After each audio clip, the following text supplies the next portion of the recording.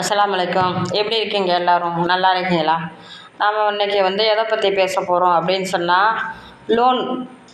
அதாவது நிறைய லோன் வாங்கி அடுத்தவங்க வீடு கட்டிட்டாங்க, அடுத்தவங்க கார் வாங்கிட்டாங்க, நாமளும் அவங்கள மாதிரி நல்ல முறையில் வாழ்கிறோம், பகுமானமாக வாழ்கிறோம் அப்படின்னு நம்ம காட்டிக்கிறதுக்காக நம்ம இந்த மாதிரி லோனில் போய் மாட்டிக்கிறோம். நம்மளோட தேவைகள் ரொம்ப அவசர தேவைகள்.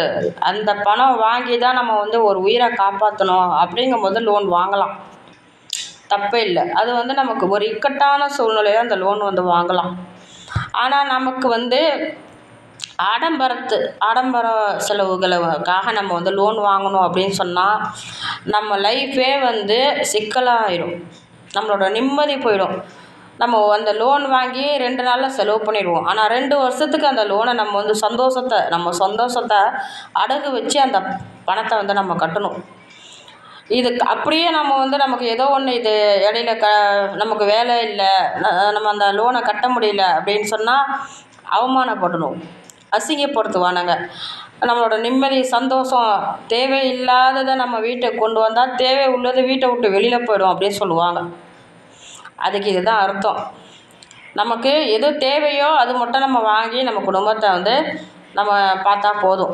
நமக்கு தேவையில்லாததை அவங்க வச்சுருக்காங்க, இவங்க வச்சுருக்காங்க, நம்ம அடுத்தவங்கள பார்த்து நம்ம வாழ ஆரம்பித்து நம்ம தேவையில்லாத வீட்டுக்கு கொண்டு வந்தோம்னா நம்ம தேவை உள்ளது, நம்ம வீட்டில் உள்ள சந்தோஷம், நிம்மதி, நம்ம வீட்டில் இருக்கிற மற்ற எல்லாமே வீட்டை விட்டு வெளியில் போயிடும்.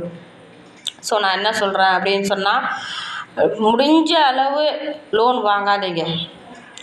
லோன் வாங்கி உங்கள் குடும்பத்தை ரன் பண்ணணும் நினைக்காதீங்க. கிடைக்கிது அப்படிங்கிறதுக்காக இவனுங்க இந்த லோனு கொடுக்கறதே மக்களை சிக்கலில் மாட்டி விடுறதுக்கு தான்.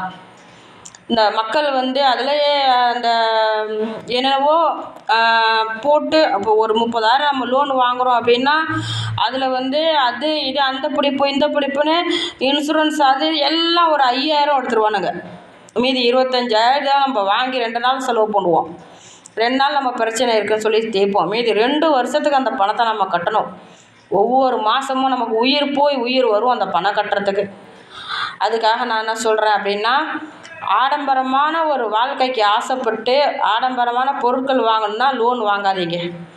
நமக்கு முடியாத பட்சத்துக்கு அந்த பணம் வாங்கினா நம்ம இந்த உயிரை காப்பாற்றணும் அப்படின்னு ஒரு சூழ்நிலை வந்துச்சுன்னா மட்டும் இந்த லோனில் வாங்குங்க.